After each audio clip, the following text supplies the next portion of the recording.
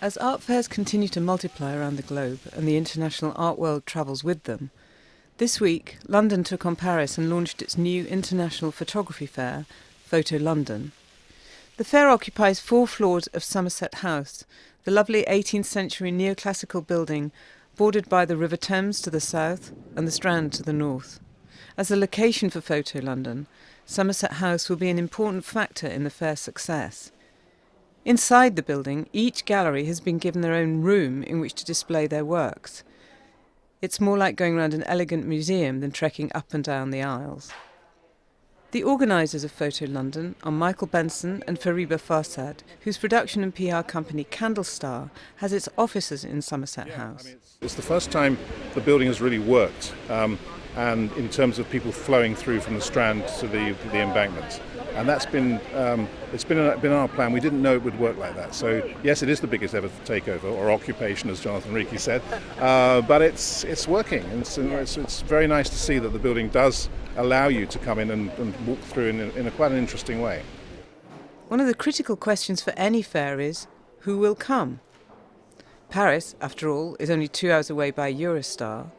Would any of the leading international photography galleries feel it was worth making the trip? The answer appears to be yes. Photo London has over 70 international galleries, international publishers, a talks programme supported by the Luma Foundation, as well as 3 major public exhibitions which will remain open for another 3 months after the fair closes on the 24th of May.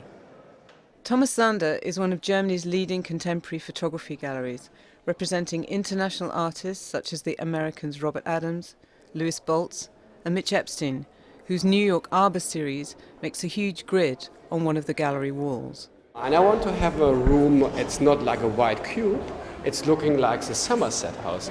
So not to close all the windows with walls, to have more pictures on the wall. So, and then my next idea was to bring trees in the Somerset House from Mitch Epstein, what you see behind me. It's this relation to inside-outside, and for me it's important to make statements. Rose Shoshana, from the Rose Gallery, Santa Monica, represents the American photographer William Eggleston, most famous for his colour works, but she had also brought examples of earlier black and white images to London. She also represents the British photographer Martin Parr, who had stopped by to welcome her. Good. I think the location's good. I'm enjoying looking around, seeing some new work, and it's exciting and great that finally we have got a professional proper fair that can help to give the sort of whole status of photography in the UK a good push. I hope they sell lots of prints because the associated program's very good, but we know that a fair, the main reason why a fair exists is to try and sell work. Probably my most, let's say, frequent experience is at the Grand Palais in Paris, which is a fantastic space, and they put on a wonderful fair. But what I like about this is that you can meander throughout the spaces, and rather than walking down an aisle and looking into different booths, you actually are entering someone's space, and each one has a different characteristic. When Howard Greenberg announced he would be coming to Photo London, it was an auspicious sign that encouraged other galleries to follow him. Since he opened his eponymous gallery in New York in 1981, he's built up a roster of photographers from Henri Cartier-Bresson to the Canadian Ed Bertinsky, whose huge colour print hung over the fireplace, to the painter and photographer Saul Leiter, and the recently discovered Chicago street photographer Vivian Maier. It's always hard to know what to bring to an art fair, and especially in a specific country or city or whatever. What are those people going to be interested in all? I do know that we wanted to bring a number of Saul Leiter photographs because he's a wonderful photographer and he's well loved everywhere we go, but we have a new book out on his painted nude photographs, and which is quite wonderful, so I thought it'd be nice to introduce that. Robert Hershkovitz is Britain's preeminent 19th century photography dealer.